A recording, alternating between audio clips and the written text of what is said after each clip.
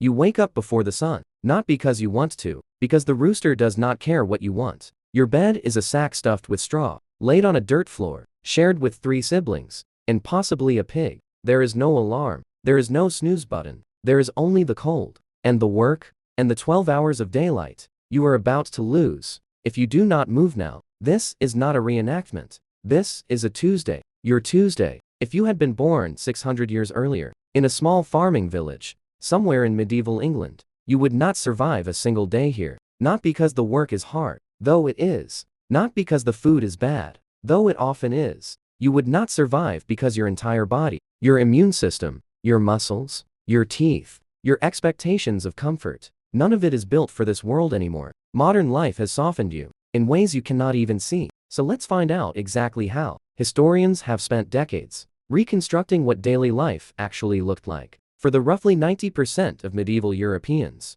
who were not knights, not nobles, not clergy, but peasants, people who farmed the land, paid rent in crops and labor, and left almost no written records behind, because almost none of them could write, but they did leave other things: bones, teeth, tools, ruins, and from those, a very different picture has emerged than the one you probably grew up with. You have heard that medieval people were dirty, ignorant, and short-lived by choice, as if filth were a lifestyle preference. That is not quite true. Archaeological work at sites like Wharram Percy, a deserted medieval village in Yorkshire that has been excavated for over half a century, tells a more complicated story. The skeletons found there do not show people who neglected themselves. They show people whose bodies were worked and worn by forces almost entirely outside their control. Let's reconstruct your morning. You rise in darkness because you rise with the sun, or slightly before it. There is no glass in your window, only a wooden shutter, so the room is either freezing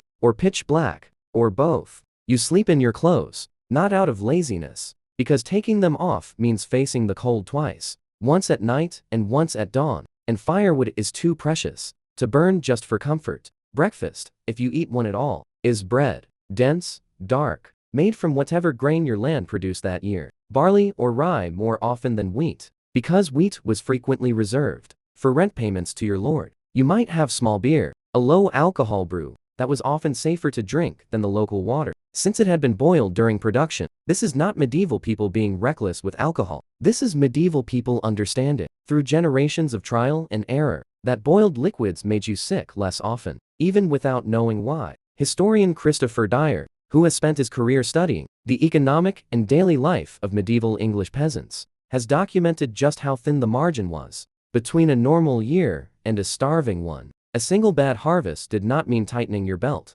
It meant some members of your household might not survive the winter. You are about to feel exactly how close to that edge you are living. By sunrise, you are already outside, and the work does not wait for your body to warm up. If it is planting season, you are walking behind an ox-drawn plow, or more likely, since not every household could afford an ox, you are pulling a hand plow yourself, or hoeing turned earth by hand for hours. Your hands will blister within the first hour. By the end of the week, those blisters will have become calluses. But you do not have a week of grace period. You have today, and today, your palms are already splitting open. If it is harvest season, the stakes are even higher, because grain does not wait. Everyone works, including children as young as 6 or 7, including the elderly, including anyone who can stand upright. Because a delayed harvest caught by rain could mean rotted grain and a hungry winter, you bend, cut, gather, bundle, and repeat this motion for 10 or 12 hours, with your lower back screaming by midday.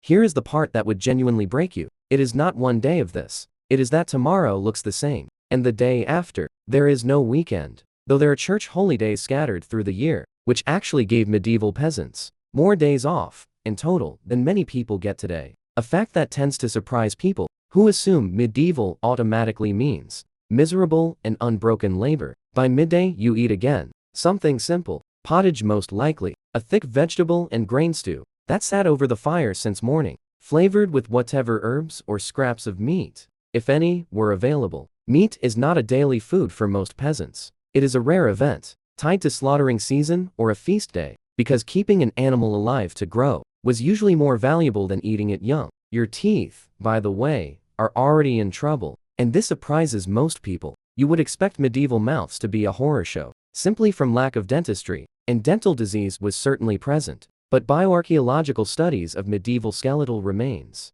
including work published on populations similar to Wharram Percy, have found something unexpected. Rates of cavities in many medieval populations were often lower than modern rates, because refined sugar was essentially absent from the peasant diet. What medieval people suffered from instead was severe tooth wear, worn down flat from stone ground flour that left grit in every loaf of bread, and abscesses that, without antibiotics, could turn a simple infection into a fatal one. Historians and forensic dental researchers have identified skeletal evidence of jaw infections that likely killed the person, from what today would be treated with a 5-minute dentist visit. Sit with that for a moment. A cavity could kill you, not through some dramatic disease, through simple, untreated infection, spreading through a jaw with nowhere else to go. Let's talk about your health more broadly, because this is where your modern body would fail you fastest. You have no vaccinations? None. Smallpox, measles, and a rotating cast of infections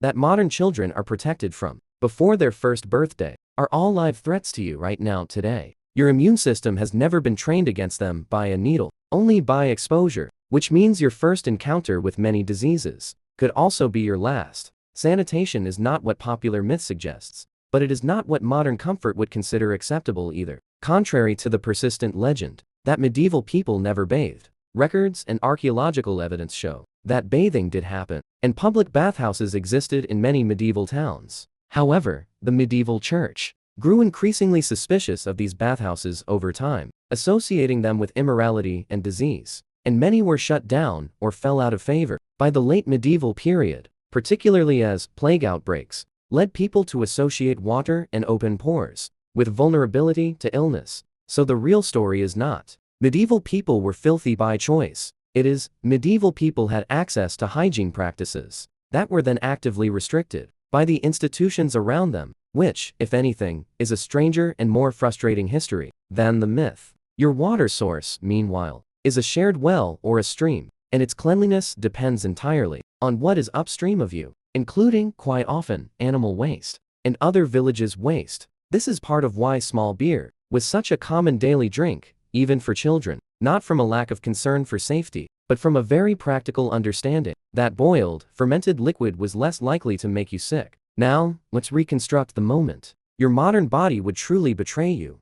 Injury. You are hoeing a field, or repairing a fence, or working near livestock, and you cut yourself. Not deeply, the kind of cut you would clean with soap and water at home today, and forget about by tomorrow. Here, that cut is a genuine gamble with your life. There is no germ theory yet, not in any form your community would recognize or apply consistently. Wounds are sometimes treated with herbal poultices that occasionally had real antimicrobial properties, honey being one surprisingly effective example that modern medicine has since validated for certain wound applications, but there is no reliable way to know which treatments will help and which will do nothing, or worse, introduce more contamination. If that small cut turns into sepsis, and it very well might, there is no antibiotic waiting for you. There is a village healer, possibly a monk with some herbal knowledge, possibly your own grandmother, working with the accumulated folk knowledge of generations, and genuinely trying to save you. Sometimes it worked, often it did not, and skeletal evidence from medieval cemeteries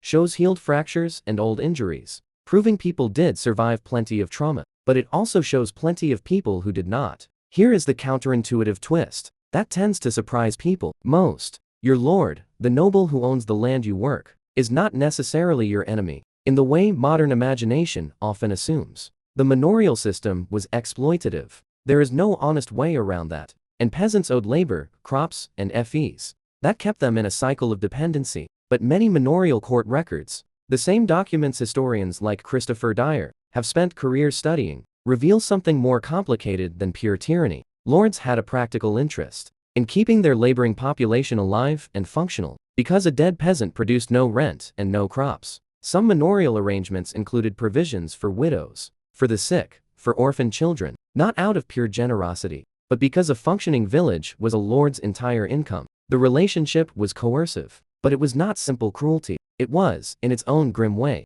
a system with self-interest baked into its mercy. By late afternoon, your body is exhausted, in a way that modern fatigue rarely matches. Because modern fatigue usually comes from mental strain, screens, and sitting. Yours comes from your muscles. having performed genuine physical labor for 10 hours straight, on a diet that, in a bad year, might not have given you enough calories to fully recover overnight. As the light fades, you and your household gather back inside. The smoke from your fire has nowhere clean to go, because most peasant homes of this period had no chimney, only a hole in the roof, or simply gaps under the eaves. You would be breathing wood smoke every single evening of your life, and modern researchers studying skeletal remains have found evidence consistent with chronic respiratory irritation in populations that live this way for decades. This alone, something as simple as indoor air quality, would likely shorten your life by years, and you would never once think to blame it, because you would have no other air to compare it to. Dinner is more pottage, more bread, and if you are fortunate, a little cheese or a few eggs. You go to sleep not long after dark, because candles and oil lamps are expensive, and firelight is precious. Your day is bounded almost entirely by the sun, in a rhythm your body actually has an easier time adjusting to than you might expect. Because that same rhythm, sunrise to sunset labor, is closer to what human bodies evolved under. For the overwhelming majority of our history, it is one of the few parts of this day that would not break you. It might, in a strange way, be the part your body recognizes as almost natural. And tomorrow, you do it again. And the day after that, for years, for your whole life, most likely, because social mobility in a medieval peasant village was extraordinarily limited. The child born into this life mostly died within it, in the same fields, under the same lord, following the same seasonal rhythm. Their parents and grandparents followed. Here is where the modern mirror comes in, and it is closer than you think. You still live by rhythms you did not choose and rarely question. You still eat food shaped by economic forces,